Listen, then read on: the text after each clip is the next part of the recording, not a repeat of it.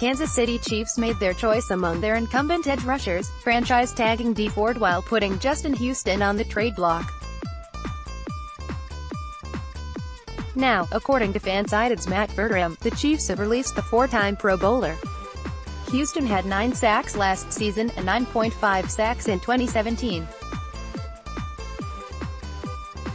But he has missed 16 games over the last 3 seasons, and a $21.1 million cap hit for a team needing the space left him to no longer be a fit for the Chiefs.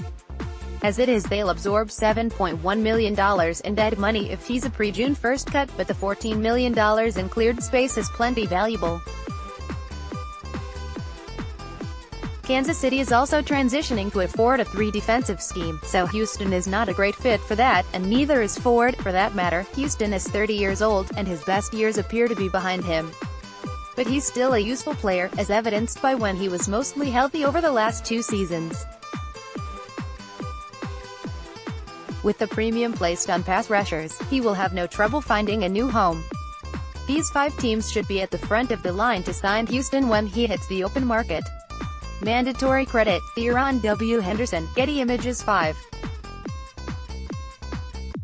Oakland Raiders. Almost immediately after trading Khalil Mack before last season, John Gruden lamented how hard it is to find edge rushers. It was no surprise when Oakland finished dead last in the league in sacks with 13, by a substantial margin, with the next 2 teams tallying 30 sacks. The Raiders are trying to get younger and cheaper through most of the roster, so Houston doesn't fit that plan on its face. But on a short deal, he could be a valuable veteran, and Oakland needs plenty of pass rush help regardless of a player's age.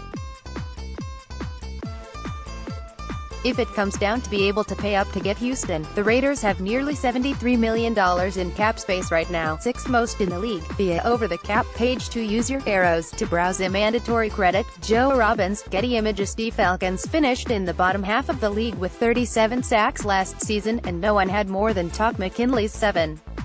Atlanta is not flush with cap space, $22.383 million right now, and the franchise tag they'll use on defensive tackle Grady Jarrett, or a potential long-term deal, will eat into that. But on the backside, the Falcons could part with the underachieving Vic Beasley and wipe his $12.81 million cap hit completely off the books with no dead money to absorb. Head coach Dan Quinn dismissed the idea last week, suggesting that plan right now was to keep the former top 10 pick. Beasley has a 15.5 sack season, 2016, but little else on his resume, and the Falcons have to seriously evaluate his place on the team for 2019. Houston is from the Atlanta area, so he may be willing to give the Falcons a proverbial discount to come back home as his career winds down. They probably won't be able to really compete in a potential bidding war, but the Falcons should be interested in Houston right up until he signs with them or goes elsewhere. Use your arrows to browse.